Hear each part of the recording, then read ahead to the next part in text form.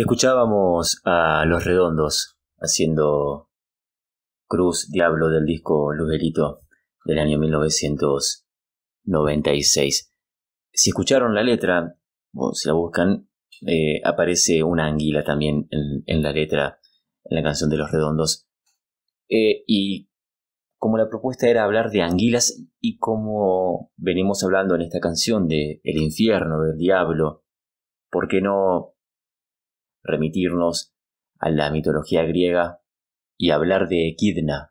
En la mitología griega, bueno, Equidna también era conocida como Murena Tartesia, la anguila del Tártaro. En fin, era también el vientre del dragón. Era un monstruo que era mitad mujer, mitad serpiente. Una anguila de alguna forma se parece a la serpiente.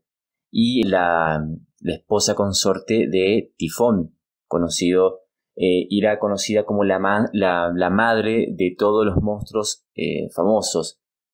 Su genealogía varía, según el autor Hesíodo, en su Teogonía no era del todo claro y decía que Equidna nació de ella, refiriéndose posiblemente a la diosa marina Ceto, siendo su padre por lo tanto Forcis. Luego Fenédices de Leros decía que Equidna era hija de Forcis sin mencionar el nombre de la madre. Por otro lado, Pausanias menciona en el libro 8 de su descripción de Grecia que Epiménides tenía a Equidna por hija de la Oceánide Estigia y de un tal Pirantes, mientras que Apolodoro decía que era la hija de Tártaro y Gea. Hesíodo nos describe en su Teogonía el aspecto de Equidna, donde habitaba con Tifón y la monstruosa descendencia que tuvo con él. Esto es lo que dice Hesíodo.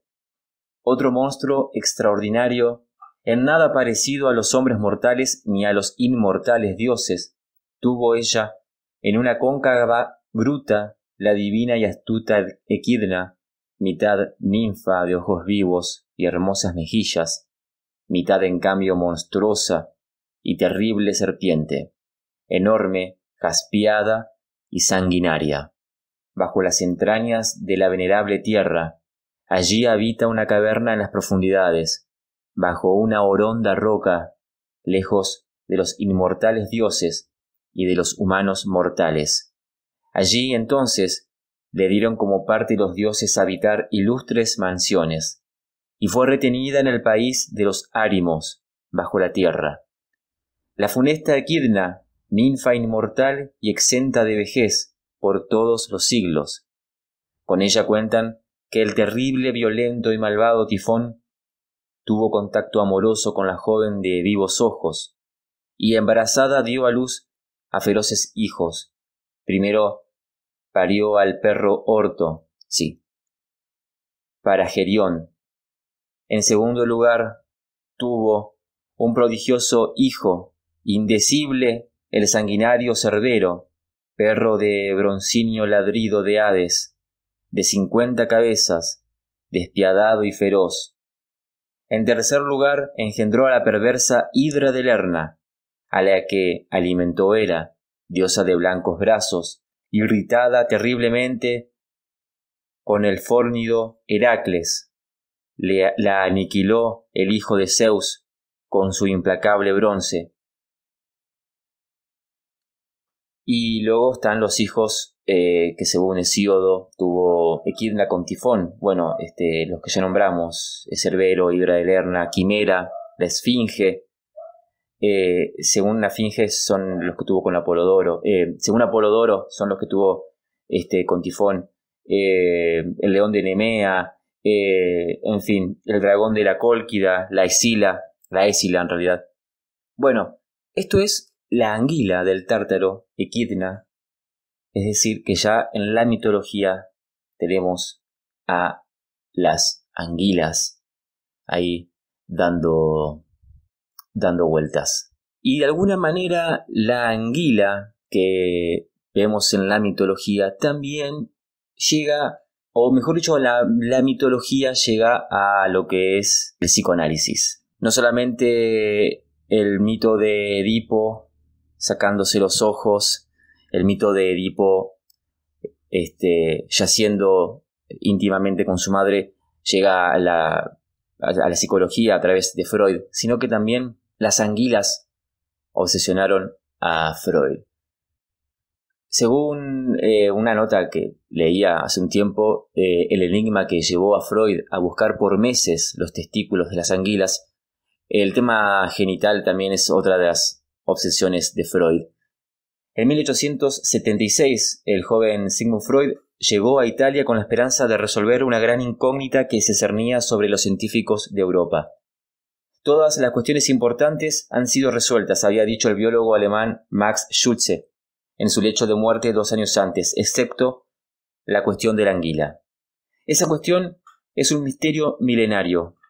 ¿Cómo se reproducían esos peces tan abundantes en las aguas dulces y en las mesas europeas?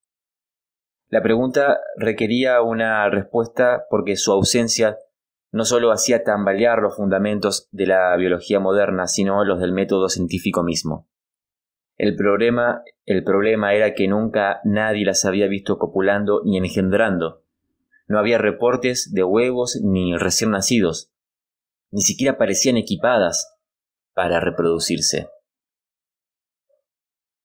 La historia sexual de la anguila había sido causa de perplejidad desde la antigüedad. El acertijo había seducido hasta al gran filósofo y científico griego Aristóteles. Buscó en vano los órganos reproductores y resolvió que la anguila no es ni macho ni hembra y no puede engendrar nada. Esto es lo que decía Aristóteles.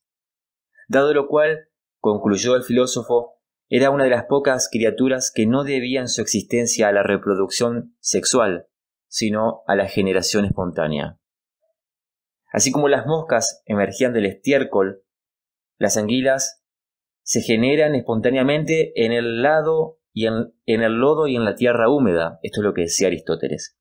Otros escritores antiguos siguieron la línea del pensamiento de este último.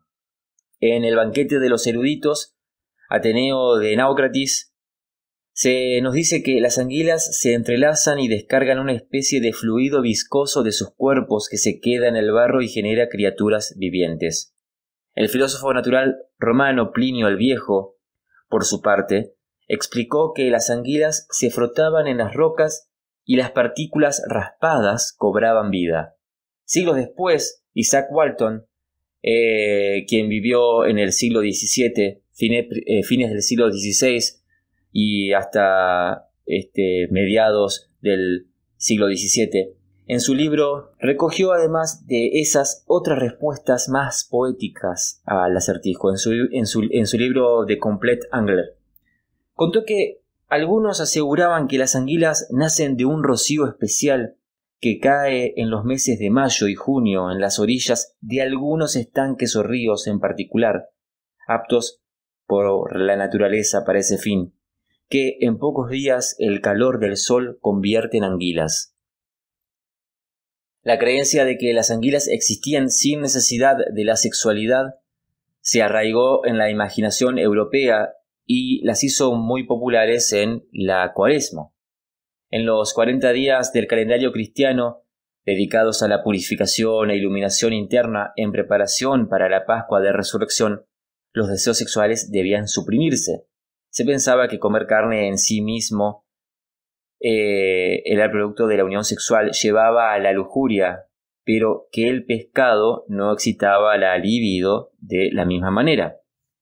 Entre las criaturas acuáticas, las asexuadas anguilas eran el plato ideal. La teoría de la generación espontánea de las anguilas se mantuvo en la ciencia occidental y árabe como la más plausible, aunque empezó a ser cuestionada en el Renacimiento. ¿No es cierto?